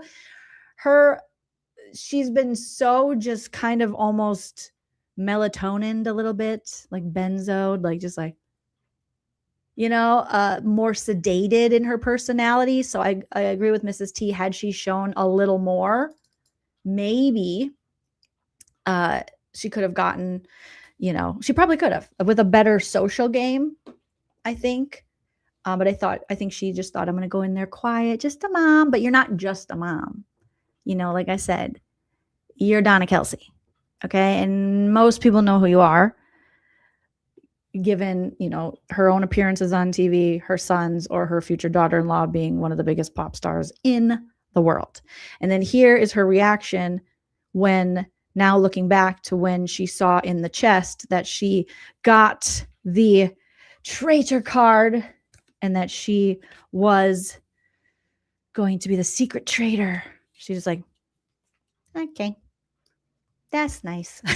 So I would say she downplayed a little too much. She could have made better relationships, you know, but here's her in the cloak, just walking alone at night as our secret traitor. And then I think do I have this? Let me grab a screenshot of her when she's like, I am a traitor. And then that sports mom comes out. She's like, yeah, you got yourself a traitor. Like, she seemed so excited for them. Like, she was cheering for the faithfuls who were thrilled. And she was like, yeah. Like, she's cheering for her sons on the football field. She was very excited. Okay, here we go. Here's a good one. I was like, damn, Donna got rowdy. I was like, Donna, we could have used some of this energy earlier, and maybe that would have helped you. Oh, shit. Where did it go? Sorry, you guys. I'm just looking for... Oh, duh, it's on my desktop. Hello, Jolene. Wake up. Wake up, Jolene. Okay, here we go. So here she is. You got yourself a traitor. She goes, you got yourself a traitor. And she's got her mouth open. Like, Donna is just doing the most here. You got yourself a traitor. Like, she came alive. I was like, Donna. And this is what, you know, people had suspected, that she wasn't being like authentically herself. Like, she was acting a little too low key, a little too sedated. But you got yourself a traitor. I was like, oh my God, Donna. She was like, okay, bye guys. And we're like, okay, bye. So now, so they got their first traitor. Everyone is elated. You know, Candace, a traitor herself. I mean, she didn't know who the traitor was. Candace is like, as you can see here, her and Monet exchange, mouths open like, oh my God. Yeah. Everybody jumps up. Like, finally. I mean, getting the secret traitor this early on in the game, I bet you they did not think. You know, I think Ron thought they were when he thought it was, you know, Portia, but I don't think many people thought that they were going to get, oops, it's this one I want, a secret traitor out by episode 3. Oh, here they are. They're all celebrating. Yes, yes. And Donna's like, good for you guys. See you later. Like, oh my gosh. It was fun not knowing. And now we know, you know, who the traitors are. And so now we just have the 3 traitors that we already know to be traitors. No more secret traitor. And that twist is kind of over. But like I said, I think you guys told me that it was over by the 4th episode in the UK Traitors. So maybe it was always meant to last this long. I thought they'd want it to last a little longer, but no.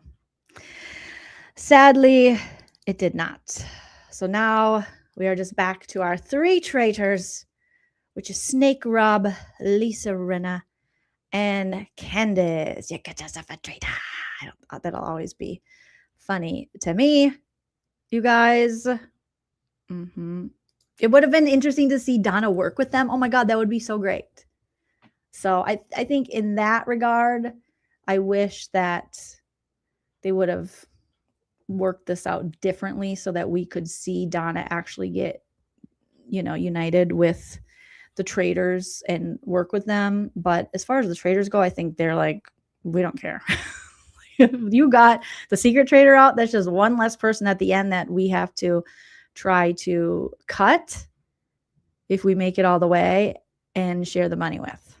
So awesome. So Donna's gone. You got yourself a traitor. Okay, I gotta stop that, but it's too good. Then we go into the Players Challenge. All right. And Alan, looking his best big bird in his yellow cockatoo-like outfit. Let me pull that up here. There's Alan. Just looking like a little cutie patootie there. Dressed in all yellow like the big bird. He says, pair up with someone you trust with your life. So pick someone. And there's an odd number. So one of you won't get picked. Of course, it's Ron Funches. And Ron's like, well, I don't think anyone's going to pick me because, everyone's mad at me and thinks I'm a traitor because I was protecting Donna and I went after Portia. So no one wants to be, and you feel bad for Ron, but he'll be okay. He's a comedian. He's been through worse. Okay. And so everyone's pairing off. And I thought the cute little partnership was Tara Lipinski and Candace. And I'm like, their friendship to me makes so much sense knowing Candace. He does look like a canary. That's what he looks like. Thank you, Haru. He does look like a canary. Just an adorable canary. But their friendship makes so much sense because Candace comes from like the pageant world, a very show performer. And then obviously Tara Lipinski from the figure skater world, which it is dance, show, skating, athleticism, but also like hair, makeup, very pageanty as well with the outfits and the hair and the makeup. And Candace tells us, well, really, I need Tara to stay in this game because I need her curl wand for my hair because mine went out. So they have this like cute little friendship that I was like, oh, it makes sense that those two are friends. Yeah, I know Tara is on the low, they're trying to hide it, her and Johnny Weir, that they're BFF. But I like this little friendship that's developing with her and Candace, even though Candace says it's for her wave, her little curl wand. But I can see a lot of similarities that they both have. So as they're pairing up, we do see the Monet and Natalie pair up, which is so iconic. And I love the two of them together. We also see Tiffany using strategy, saying that she's keeping her enemies close by pairing up with Michael Rappaport. Unfortunately for Tiffany, this looks hella sus because everyone is like, Michael Rappaport's a traitor, or he's a really bad faithful. He sucks. Everyone's annoyed with him. But Tiffany thinks this will be her traitor angel. She thinks he's a traitor. I'm going to keep him close, keep him, keep me in his good graces so he doesn't go after me. And Michael seems more than happy to do this. The challenge they have is they have to go find skulls in the swampy area. And then they have to bring these skulls back. So one player sits in these cages. And the other player has to go find these skulls, bring them back, line 10 up on a little platform next to the cage. And once 10 are lined up and they've like sat there for, 3 seconds, count to 3, then their partner's gate will open up. And they only have 10 minutes to do this. And this is hilarious because as you can see, some of the pairings, we have Caroline Stanberry and Colton have hit it off. Now, Dorinda tries to steal Colton from Caroline. And I'm like, I have another hot take. I think Dorinda is wasting her time being brought back. What's going on? Dorinda's playing it almost like too safe now. It's weird. Her first go around, she was so disappointed that she did not make it, it was the first gone. But now she's playing so safe to where it's boring. And I'm bored for her. Like where she should be a more prominent person in episodes. We want I do think Dorinda's getting a little sauced before the competitions, especially before this one. If you listen to her talk and you follow the Real Housewives and stuff, and Dorinda gets just a little bit of just a little wine and drinks in her, and she's like, she's got a little bit of this, a little bit of that going on. So she tries to steal Colton and they're like, Dorinda, go find there's other people you can go grab. Like Caroline already has Colton. And then Tiffany, Michael Rappaport, as you can see, Eric, and Johnny Weir, which Johnny never came, by the time he came out of the swamp, They were like, the game's been over for an hour, Johnny. Johnny, it's done. Johnny, take your tights and go home. Grab your skates. Get off the ice. And poor Eric's like, that's okay. And Eric, he's like, I was raised to kind of put other people before me, so I'll sit in the cage because they have to decide, which person goes sit in the cage. Because if you're stuck in the cage and your partner isn't able to get you out, you end up on the short list that can be schmurdered. So Jam Jam and Stephen Coletti. I was like, that kind of looks like Rob, but it's not. And then Maura and Snake Rob, Tara and Candace. And then Dorinda finally goes and has Lisa Rinna, and Lisa's like, I guess I'll sit. She's acting it up like, I'll be in the cage, Dorinda. Okay, I guess I'll do it. It's very funny seeing them all go collect these skulls, and then Johnny Weir's is probably my favorite. So when people are like, oh, I don't think we have comedic relief, I think it's probably going to be Johnny Weir. I mean, he's already made me laugh a few times, falling into the water. Now with this skull situation, like Eric's watching him and watching like his life in this game, go away as Johnny's just like, doo-doo-doo. Oh, is that a skull? No, ew. Oh, I just can't find any skulls. Where are the skulls? Over here. And everyone is stacking them. And he's like, oh, I only have 5. Like, Johnny is just like lost. Thank you, Birdie. Good to see you. Good to see you. Yes, and Jam Jam with his little purple little windbreaker suit, very 90s. I think I had that in the 90s. It's all coming back to me now. So the skulls also, if they line them up and they free their person within the 10 minutes, which seems like a short period of time, the group gets $5,000 for every cage that is successfully unlocked. Okay. And both partners will be shielded from murder. But again, like I said, anyone left in the cage and it's not completed, then those person in the cage are shortlisted to be killed. So this is where trust comes in. And this is where people are like, Tiffany picked Michael Rappaport. Who trusts him? He's cuckoo bananas. That dude is so annoying. Ron has no partner. Like we were talking about Ron Funch. He's like, I guess I got no partner. So he has to sit in the cage, and he automatically will be shortlisted since he is the odd man out. So Ron's just like, good luck, guys. But okay, I'm just going to sit here. So it seems like it's going to be an easy challenge, but it ends up being not that easy as they struggle to stack these skulls and they keep falling. And this is where Colton is. Oh my God, this man is so damn nervous. I'm like, why is he so nervous? He was like 1, 2, like Caroline Stanbury's like, oh great, fantastic. I don't know why he was friggin' shaking that much. Caroline's like, I had no idea he wouldn't be good under pressure. It's like, you still want him, Dorinda?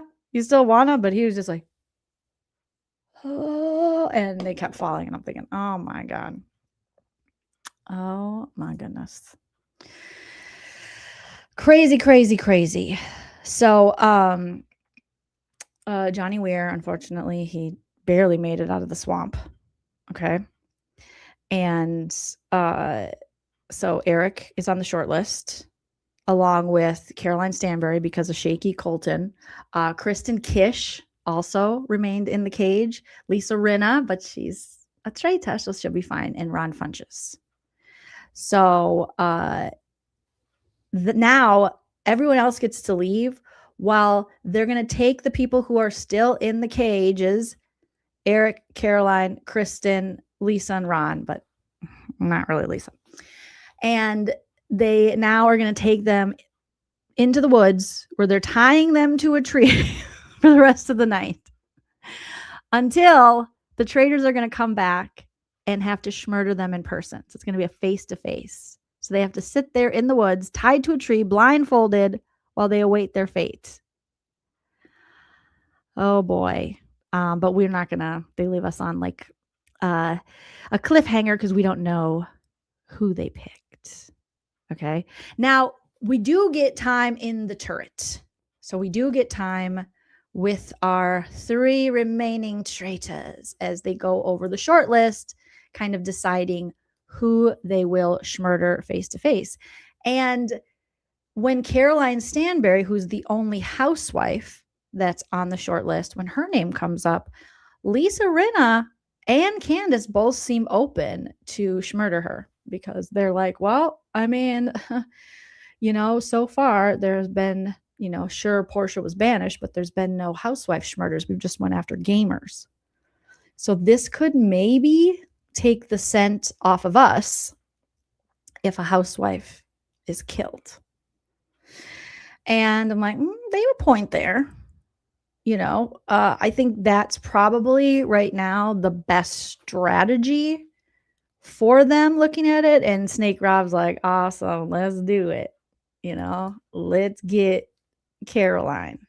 So we see just at the end of the episode, the traitors, the 3 of them kind of going up to each of the shortlisted players who are blindfolded and tied to a tree. And Ron Funches really puts in the theatrics. He's like, if you're going to kill me, you better kill. He's like the chick from the Jason Bateman show with Missouri. She's like, if you're going to kill me, you better fucking kill me. Or something. What was that show called? The Ozark. She's like that wonderful actress. He's like that wonderful actress from Ozark who was like, you better fucking kill me. And he was like, this is going to be good. This is going to be good. Some try to make a deal. Kristen is a badass. She's a badass. Kristen from Top Chef. She was like, I'm not making any deals with the devil. I'm not going to, kiss your ass and promise. Do it or don't do it. But if you don't, like, I'm coming after you. Just like, oh my goodness. Get it, Kristen. And Eric Nam is trying to, be like, hey, listen, I really don't want you to kill me. Okay. I think we could work together, right? I don't know who you are, but I think you would benefit from me in the game. So I think they probably went with Caroline or Chris. I don't think they killed Ron because it would be stupid to kill Ron because Ron is a legit shield now because there's so much sus on him. So I think probably the smartest thing to do was maybe kill a housewife, hoping that it would take them off the housewife scent since there are 2 housewife traitors. But I would love to read the comments and see what you guys think. Donna Kelsey was banished before the challenge, which makes someone did put in the chat like was she medically cleared for that challenge? I don't know. I mean, Donna, she was they did have to, she's 74. Fuck. You got freaking 30 somethings or 40 somethings, some 50 somethings, and occasional 60-year-old. But maybe they were like, we got to get her out of here before some of these missions. Oh, is that the actress's name? I love that actress. I can't remember her name. Sorry, Julia Garner from Ozark. Okay. Breezy says, I'm not okay with Rob C leaving early, but I'm not a huge fan of Housewives. It totally makes sense then. Totally makes sense. I get it. I totally get it. I've been in that position before when losing players on shows that I really liked. I do like Rob R as a traitor, just don't like the other 2. So this just won't be a fun season for me. I'm sorry, Breezy. Well, hopefully we can make it fun over here for you. But I know that feeling of when someone goes early. Like when Janelle was kicked off Traitors, I was like, ugh. Or when Janelle got kicked off of BB22, her and Kaser before jury, I made a whole fucking emo video about it. With music. Like I was a damn teenager, I was like, no, they're an iconic duo. So I totally get it. But I still am enjoying it. But I understand that people aren't going to enjoy it. She could have sat. The good point. Donna could have sat in the cage. Okay, she's 70. They kept saying she's 74. Or did I just make that up in my head? Is she 71? Then she's Nana's age. Nana would not like to do any of those challenges. Okay, no, she wouldn't. Nana's got What does Nana got? She's got 2 new hips. Does she have 2 new hips and a new knee? Or does she have 1 new hip and 2 new knees? Either way, Nana now is like, she's got some brand new parts. All right. But she would not like to do any of that stuff. Okay. So she said, I just pulled 74 out of my ass, apparently. I don't know where I came up with that. I'm just like, she's 74, you guys. Thank you for correcting me, because I'm like, oh yeah, I'm pretty sure. I know. Lisa's in her early 60s. Nana doesn't watch Traitors, Charlie. I wish Nana did, but Nana does not like these kind of shows. Really, she doesn't really keep her attention. I got her to watch Deal or No Deal Island because it's almost like gambling, at times. I got her to watch like 1 or 2 episodes of that, and she liked that. But really, no. Right, Sacred. I'm going to be 46 in February, and I like some of those challenges. No, thank you. No, thank you. Oh, you thought 74 too? Okay, so I wasn't maybe just making stuff up. Maybe someone said something. No one would guess Nana was. I always thought Nana would be great on The Circle, and we could go on like together, and I could help her with her lingo and stuff. We could be like a mother-daughter duo. But then I got sick of The Circle, so I thought she would do well there. But I think she could pull off. Being a traitor. She'd be like, oh yeah. That's so, I don't know. Let's go. That guy looks a little sus over there, but I don't want to, say anything, too bad. But you look so pretty today. Like she would just be winning them over with her charm. Miss T says Michael needs to go before he figures out the housewives are traitors. Oh my God, if Michael is the downfall of the traitors, I will be so sad. He needs to go. He needs to go. Yes, Angela. Poor Ron is ostracized right now. He does have some getting into the group, but I think Ron, he's a comedian. I think he can recover. I really do. I have hope in Ron Funches that he actually can recover, and I do think that there will be people in the house who will still talk to him and such. I don't think it's going to be a situation. I'm hoping it's not a situation where he's completely ignored. I just don't see that happening. I think he's going to be able to roll with this and pivot, and I think he'll be fine. But hopefully, because he's great.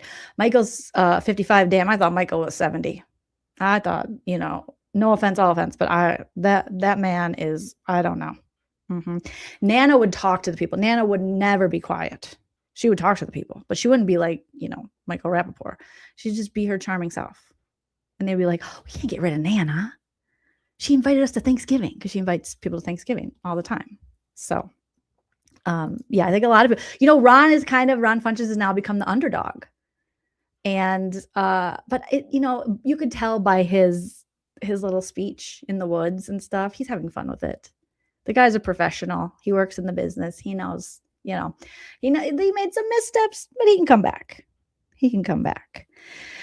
In a housewife down, that's less housewives to compete with. So I think it's a win-win for all of the faithfuls. Yeah, Michelle, I agree. I think getting rid of Caroline right now, not the worst thing for them. I mean, there's really no point in getting rid of Eric. I guess, yeah, it's random, but why?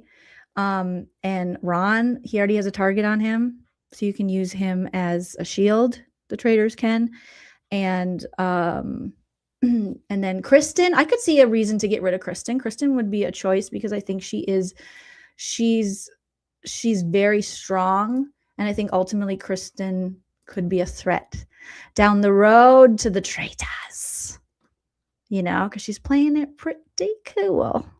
Okay, everyone. So, all right. So it wasn't just that. What's that effect where you think the Mandela? It wasn't a Mandela effect. Or was it a Mandela effect? That some of us thought that she was 74.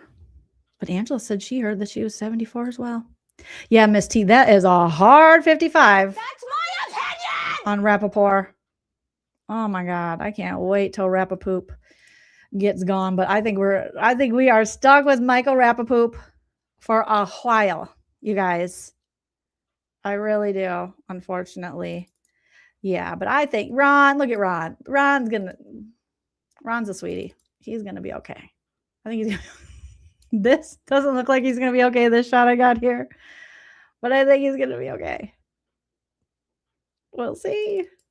We'll see. But right now we just have one housewife down, 4 housewives left, 2 of which are traitors. I mean, it's interesting. I like that they decided to go in a different direction and not as expected with gamers being represented in the turrets. Okay, and there's Lisa Rinna putting on her best acting. Oh, maybe Dorinda said it? Yeah. Yeah, and Caroline's kind of boring to me too.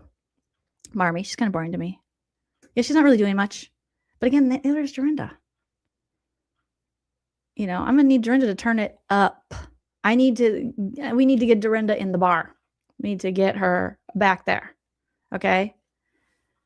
Just like Tiffany needs to take Dorinda in the library in that back room like she told Michael Rappaport and be like, Dorinda, you have one job here, and it's to be entertaining. Okay, we know you're not going to win this game. All right? So you need to have a couple glasses of wine and start getting your fingers in people's faces and start being like, clip, clip. We need Dorinda to go after Michael Rappaport. That's what we need. We need a good old Dorinda, you know, slut shaming Michael Rappaport going clip. Yeah, it's impossible not to like Ron. He's like a sweetie wipe the seedy. It's impossible. He's a sweetheart, you know. So, being in the bar is what got her kicked out last year. Well, Princess, I would rather her get kicked out and go out in a drunken fury than whatever she's doing now, which is nothing, which is so boring, you know. Yeah, she's floating on sympathy. It was cute when she survived, you know, the first murder, and she came to breakfast and she's like, okay. And they're all like, yay, Dorinda. And she's like, we made it. But like, you were given a big chance to come back. Let's turn it up, baby. Let's turn it up. All right, you guys. So there you have it. In just about 2 hours, we got through those 2 episodes, you guys. I think, are we getting 1 episode or 2 episode drop next week? I think going forward, we're going to have 1, but I think we have the finale week. We get the finale and the reunion dropped at the same time. I wish they would just drop 1 at a time. Okay? Just let us enjoy it. Not everything needs to be binged right away. Let us have 1 episode. We can like break it down, dissect it, and wonder. When they throw 3 on us, I'm like, ugh, it's too much. I want to really sink into this. And I want to enjoy this, okay? The world is on fire. And so I'm going to try to let myself enjoy the Traitors this season. You know, so when I see people right away like, this fucking sucks, I'm like, okay, but leave my algorithm because I want to kind of enjoy this. Okay, 2 next week. Oh, no more 2. Oh my gosh. Not 2, just 1. I just want 1. Hopefully it is 1. But Kelly Kate says 2, you guys. So I don't know. But I think we're going to get 1 for a while after that. So if it is 2 next week, after that, we'll get 1 until February 26th, which is the finale and the reunion, which I hate that they dropped the finale and the reunion in the same night. You drop the finale, and then we all react to it and have fun. And then the next day, you drop the reunion. Give us a minute to process the finale. Everyone to watch it. People who can't watch it right when it drops. Like, give us a second to breathe and take it in. What's the rush? I don't see what the rush is. You got people watching it. It's got good numbers on streaming. It's an Emmy Award winning show. Like, calm your boner. Okay? My gosh. Yeah, and there's so much in each episode. Like, even me recapping 2 at a time, I'm like, I don't like it. I just want to do 1. So I think from now on, I'll just do 1 at a one. Even if they drop 2, I'll do 1 at a time. Because we got to have something that I'm like, was that in episode 2 or episode 3? And now I'm getting, it's a thing. It's a thing, you guys. But thank you so much for joining me for the Traitors and who will be murdered. All right? Come back next week, next Friday, when I will do another recap of the new episodes of the Traitors. Okay. I need to turn down my light, but the thing's so far away. So pretend it's darker. Pretend I'm holding a light. The Traitors. Shout out to everyone. Don't forget to leave a comment. Hit that subscribe. Hit that like. Thank you to my super chatters, my members. You guys are beautiful pumpkin spice babies. And until next time, always remember to enjoy yourself. It's later than you think. And don't get schmurdered. Bye. like what you see.